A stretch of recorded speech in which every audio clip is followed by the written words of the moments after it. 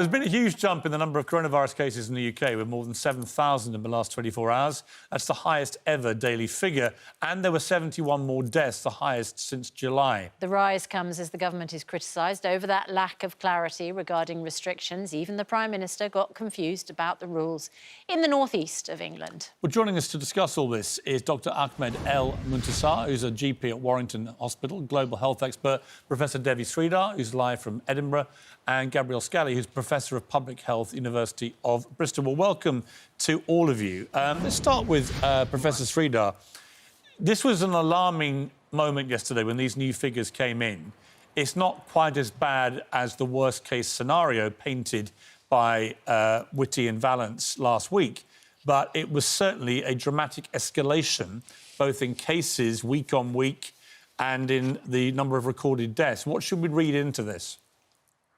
Well, our weekly average is what we really should be looking at, not the daily figures, because they can vary. And what we are seeing is we are still tracking behind France and Spain. And so this is extremely concerning. What I would just say to people is that this is a serious virus. If you are young, age 30 to 59, for example, it's unlikely to kill you, but we are seeing more and more individuals suffering long-term disability, heart issues, lung issues, kidney issues. And so I just hope people really take this virus seriously and can modify their behavior, going outside more, avoiding indoor settings, avoiding crowded settings, just to make sure that you don't get infected and also that you're not passing this on to other people in case you are. Dr. Muntasar, we're seeing a rise in infections. We aren't seeing the equivalent rise in the serious conditions, hospitalisations and deaths that we saw early on in the pandemic. You're at a hospital. What are you seeing there? And what is the NHS generally worried about as we go into flu season? Well, I think flu season in itself is a beast that we need to tackle every single year. So adding the extra layer of COVID on top is going to be a bit of a struggle in the next few months, I think. Because my experience at the moment, I'm working in the pediatric ward. Obviously, with winter coming, coughs, colds, fevers are a common thing amongst children. So is it, your normal bog standard cough and cold, or is it COVID? Is the question that we need to ask ourselves with almost every single patient that we see on the wards at the moment.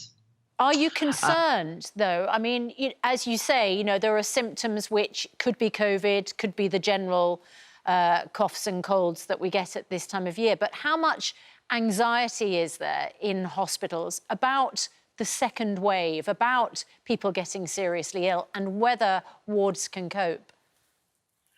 There's definitely an element of anxiety there because we can see the second peak, on the horizon. However, we're a lot more informed compared to before. So yes, anxiety is there. However, it's not as high as it was with just before the first peak, because obviously at that stage, we almost knew nothing about COVID. Whereas now we're a lot more informed and I think we're a lot more prepared.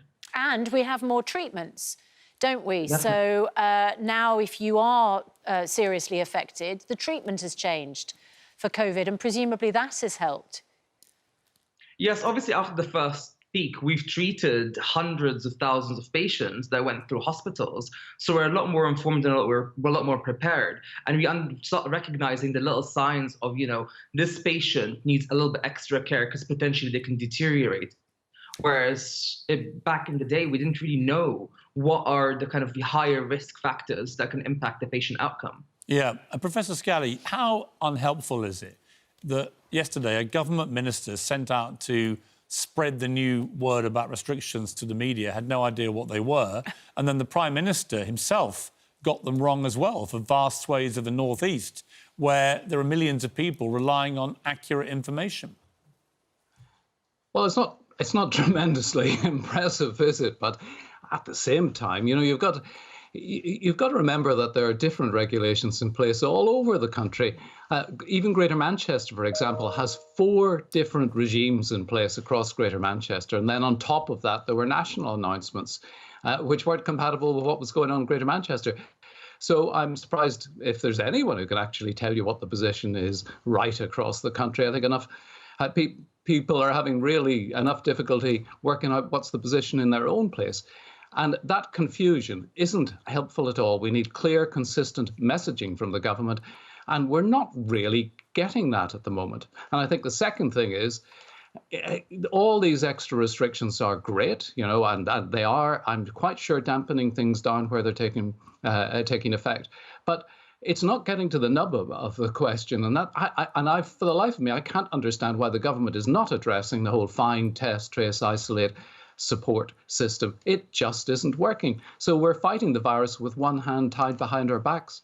Yeah, Professor Sridhar, this is the key, isn't it? You've been talking about testing since as long as I can remember being alive, and it doesn't seem to be resonating with those actually whose job it is to make the testing system work. And if without an effective test, trace, isolate system, you never get on top of this thing, and then you're forced into lockdowns which have ruinous economic consequences.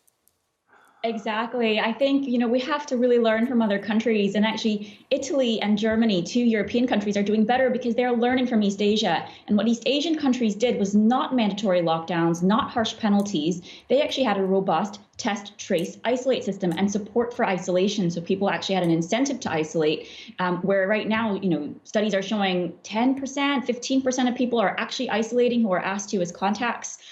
Also, you know, I don't understand how £12 billion has been spent with Serco test and trace for a system that we don't get testing results back within 24 hours. This is not the fault of the NHS. Actually, the NHS should have been given this funding so they could have done it through those systems instead of all being outsourced to private companies. You know, there was a moment today actually, it was referred to what happened yesterday with the Prime Minister, I alluded to a minute ago.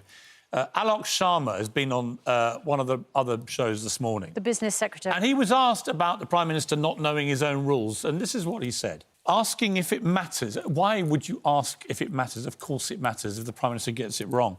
Prime Minister didn't know his own rules, the simple rule of 6. And apparently the government minister put up today to defend this said that it was a gotcha question.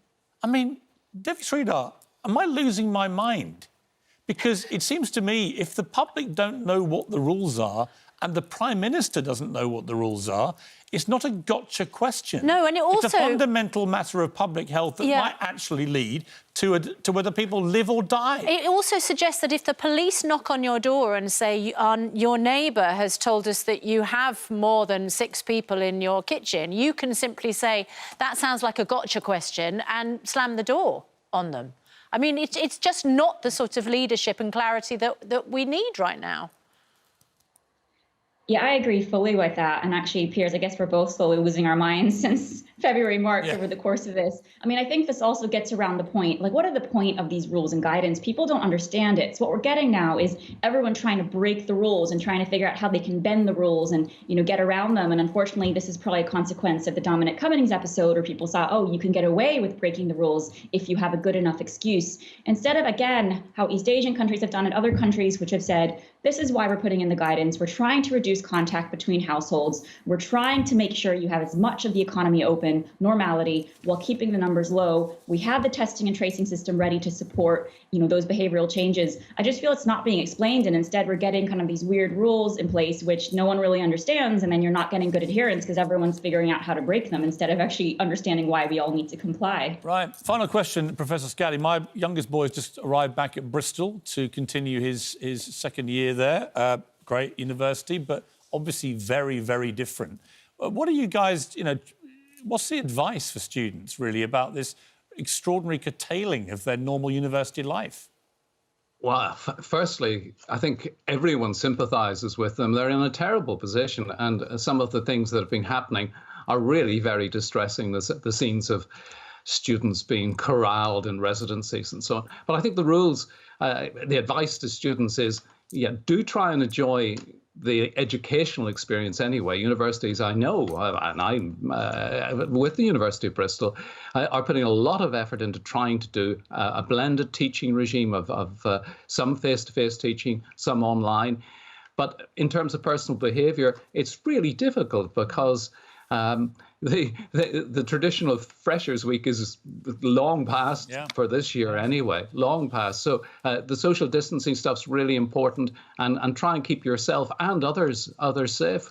I mean, there is no other way to do it, really. No. Is there? It's very sad. And just very briefly, how soon before a vaccine, Professor Scally? Oh, I still think the middle of the next year should be our target. I tell you, the one thing that I really worry about is the absence of a strategic plan. We actually need a plan that lays out what we're going to be doing for the next 6 to 9 months, hopefully culminating in that big vaccine program. Well, we're going to have the Prime Minister and out the government with... would only give us a plan. Yeah.